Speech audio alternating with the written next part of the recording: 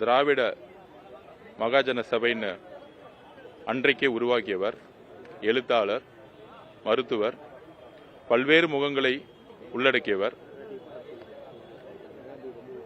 சமூக நீதியை முன்னிலைப்படுத்திய முதல் பிதாமகன்.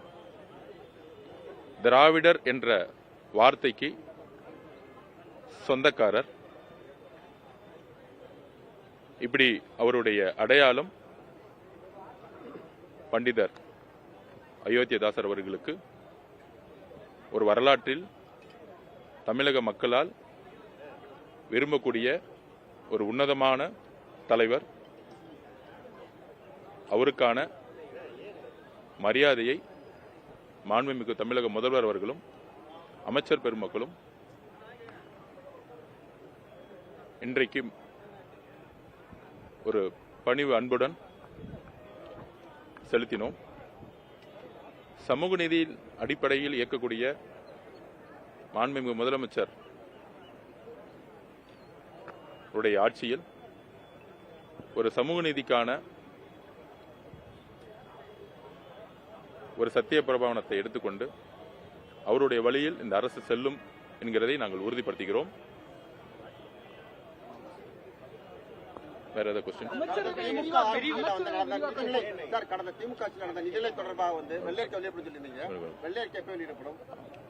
கூடிய சீக்கிரத்தில் வெளியிடும் சொல்லியிருக்கிறாங்க. அமைச்சரவை விரிவாக்கம் மாண்புமிகு முதலமைச்சர் கூடிய சீக்கிரத்தில் அனௌன்ஸ் பண்ணுவாரு. அதுல மாண்புமிகு முதலமைச்சர் அவர்களுடைய எண்ணமும் சரி, தமிழக வெற்றி கழகத்தோட எண்ணமும் சரி, சமூக நீதியின் அடிப்படையில் இயங்கக்கூடிய தலைவர்களும் கட்சிகளும் அமைச்சரவையில் இணைய வேண்டும். குறிப்பாக இந்திய காங்கிரஸ் கட்சி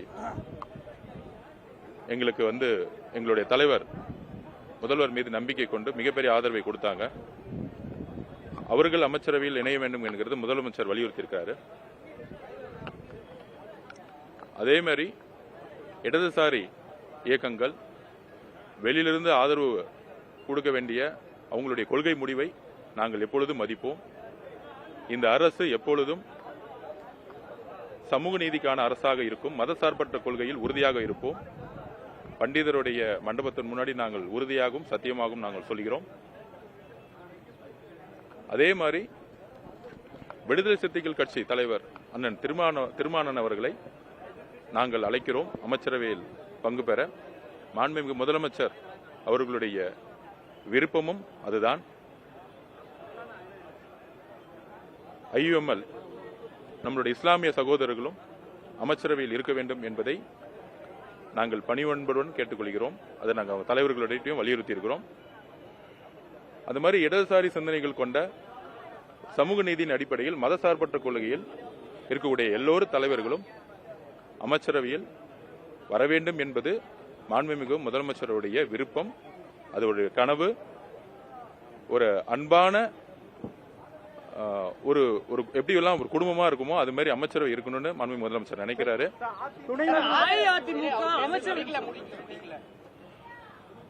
அதனால விடுதலை சிறுத்தைகள் கட்சியாக இருக்கக்கூடிய அண்ணன் திருமானன் அவர்களோ, IUML தலைவர் அவர்களோ, காங்கிரஸ் தோழர்களோ எல்லோரும் அமைச்சரவையில் பங்கு பெற வேண்டும் என்பதை எங்களுடைய விருப்பத்தை தெரிவிச்சிருக்கிறோம். உடனடியாக முடிவெடுத்து சொல்றேன்னு சொல்லியிருக்கிறாங்க. அந்த கட்சிகளுடைய கலந்தாலோசனை கூட்டம் நடந்துட்டு இருக்கு. நல்ல செய்தி வரும்னு நாங்க நினைக்கிறோம்.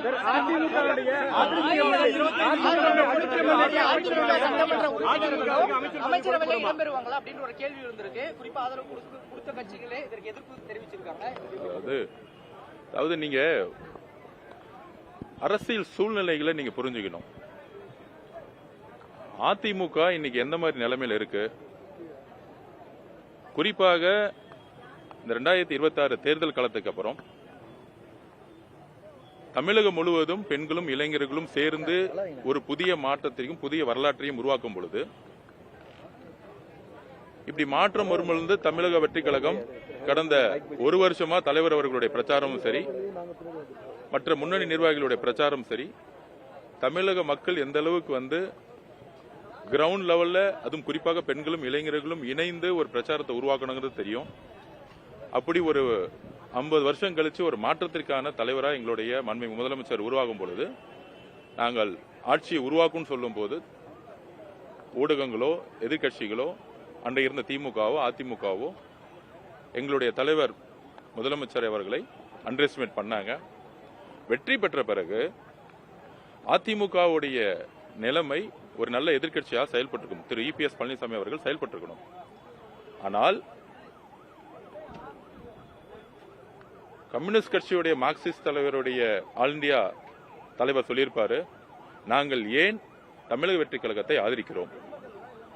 அரசியல் அதிகாரத்திற்காகவோ ஆட்சி அதிகாரத்திற்காகவோ நாங்கள் எங்களுடைய ஆதரவை தமிழக வெற்றி கழகத்தில் கொடுக்கவில்லை.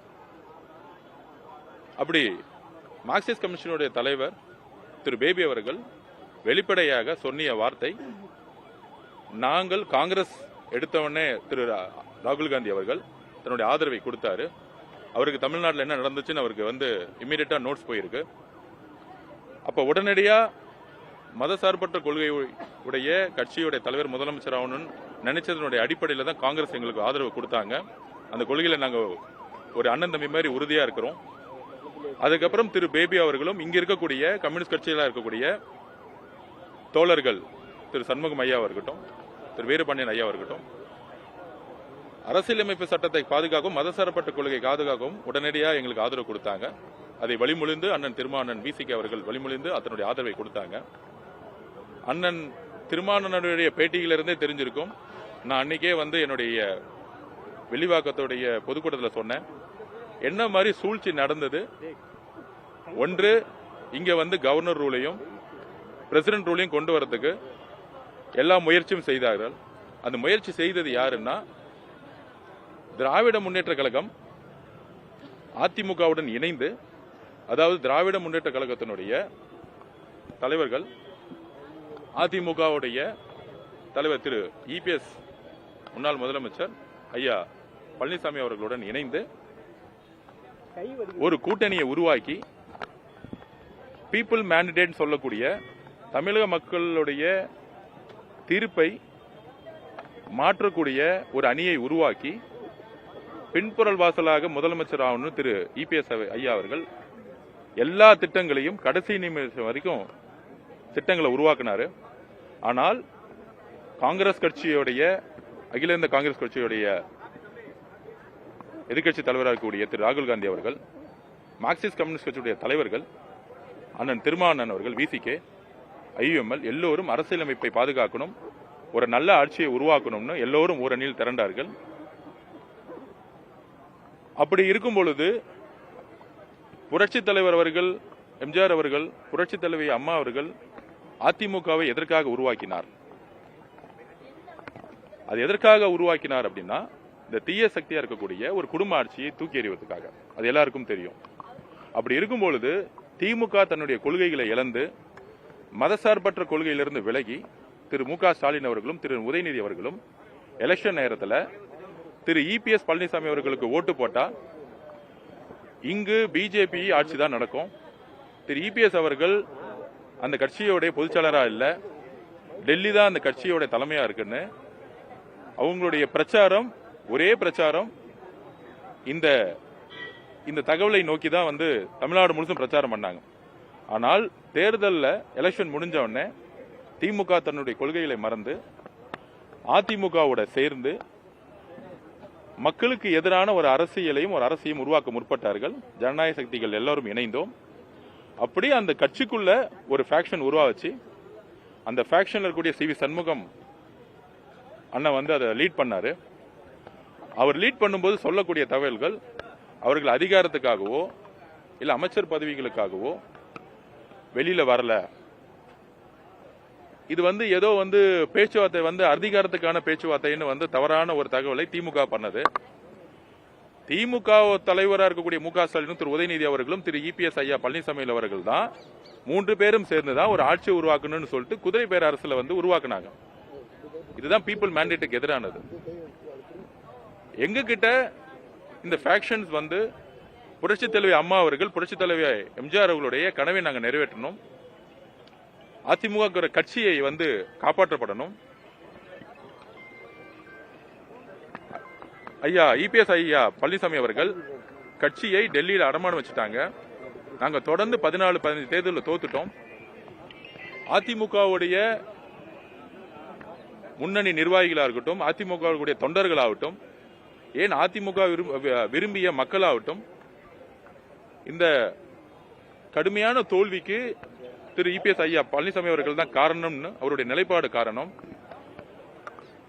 டெல்லியோட சேர்ந்தது மிகப்பெரிய அதிருப்தியாக இருந்தாலும், பிஜேபியோட சேர்ந்து மிகப்பெரிய அதிருப்தியாக இருந்தாலும், திமுகவுடைய கடைசியில திரு இபிஎஸ் ஐயா பழனிசாமி அவர்கள் சேர்ந்தது வரலாற்று பிழைங்கிறதோட ஒரு தற்கொலைக்கு சமங்கிறத அதிமுக தொண்டர்கள் உணர்ந்திருக்காங்க. அப்ப நாங்க கட்சி அறிவிக்கும் போதே எங்களோட தலைவர் சொல்லியிருக்காரு, புரட்சி தலைவர் அவர்களை எந்த அளவுக்கு விரும்புறாருன்னு. புரட்சி தலைவர் எம்ஜிஆர் அவர்கள் உருவாக்கக்கூடிய கட்சி, அங்க இருக்கக்கூடிய தொண்டர்கள் எப்பொழுதும் தமிழக வெற்றி கழகத்தினுடைய தொண்டர்களோட எப்பயுமே ஒரு அன்போடு இருப்போம். அந்த கட்சிக்கு ஒரு பிரச்சனை நடக்கும் பொழுது எங்களோட நிலைப்பாடு ஆதரவோ இல்ல இதுக்குள்ள பின்னாடி ஒரு அரசியல் காரணங்களோ கிடையாது. ஒரு இயற்கையாகவே ஒரு தோழமை உணர்வுடன், அண்ணன் தம்பி பாசத்துடன், நம்மளுடைய ஆதரவுங்கிற வார்த்தையோட அதிமுக கட்சிங்கிறது அம்மா உருவாக்கிய கட்சி, அம்மா பாதுகாத்த கட்சி. அதை ஒரு தோழமையுடன் தான் நாங்க பாக்குறோமே தவிர மித்த திமுகவுடைய அதிமுகவுடைய பிரச்சாரம் மாதிரி இதுல எதுவும் கிடையாது. அந்தந்த சட்டமன்ற உறுப்பினர்கள் யாருக்கு சப்போர்ட் பண்ணுங்கிறது அவங்களுடைய உரிமை. அதை சி.வி. சண்முகம் தலைமையிலான குழு அவரு வழி நடத்துறாரு. அவரு அடுத்த செயல் திட்டங்கள் என்னன்னு அவர் அனௌன்ஸ் பண்ணுவாரு. சட்ட சிக்கல் இருந்து அவர் ஃபேஸ் பண்ணுவாரு. அந்த கட்சி நல்லா இருக்கணுங்கிறது எங்களுடைய ஒரே வேண்டுகோள்.